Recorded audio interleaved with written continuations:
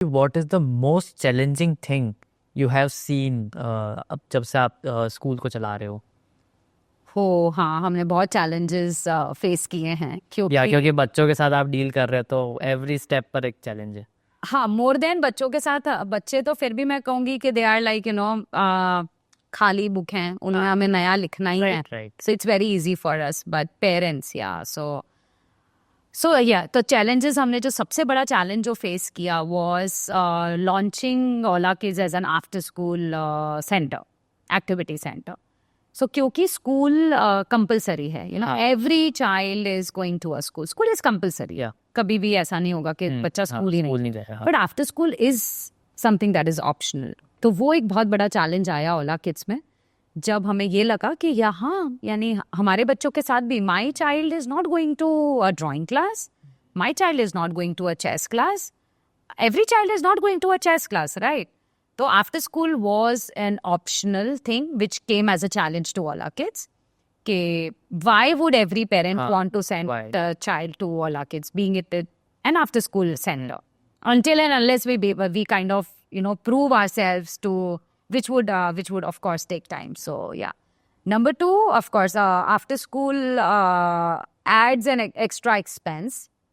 Again it is optional. तो वो एक एक्स्ट्रा एक्सपेंस है ही आपके एजुकेशनल बजट जो भी है बच्चे का, उसमें an after school activity centre is an extra expense to the parent. Number 3 is because we are into 2 year to 6 year of age group.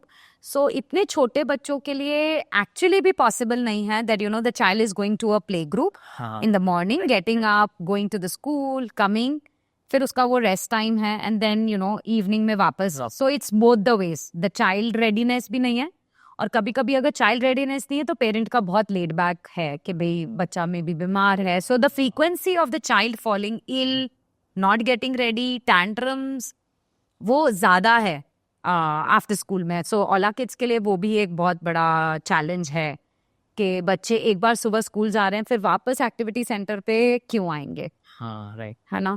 वही ट्यूशन क्लास जैसा हो गया कि आप जो चीज स्कूल में कर रहे हो, तो वो हमारे लिए पेरेंट्स को समझाना was again challenge. Number 4 was to actually make the parent understand कि यहाँ बच्चे सिर्फ खेलने नहीं आते. व्हेन आई से it is a play based learning, that doesn't mean that it is a play based, यानी यहाँ पर सिर्फ बच्चे खेलते हैं, गेम जोन जैसा है नहीं, यहाँ पे बहुत ज्यादा engagement है बच्चों का. So that term, to educate the parents, to make the parents believe that this approach, this after school activity center will actually make a difference in your.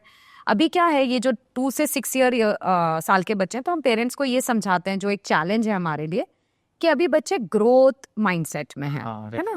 By the child, by the जितना exposure होगा उतना आपको आप grow करोगे, right. सो हम ये parent को बताना चाहते हैं कि अभी बच्चे ग्रोथ माइंडसेट में हैं. फिक्स माइंडसेट में 7 years के बाद एक certain kind of attitude develop हो जाएगा बच्चे में, and we can say that a child is in the fixed mindset. So ये ग्रोथ माइंडसेट में हमें बहुत कुछ काम करने की जरूरत है, where in we are going to develop the right attitude towards life, towards problems, there are different skills which we need to work on for such children, और जिसके लिए हमें पेरेंट को एडुकेट करना is still a challenge. Of course, not that much a challenge when we started Ola Kids 2 years back. But yes, it is still a challenge for the parents to believe that yes, these things are very, very important for your child to come. तो आप उतना effort low, and it is really worth it for you to come and drop your child at Ola Kids and or anywhere where such skills are taken care of. So yeah.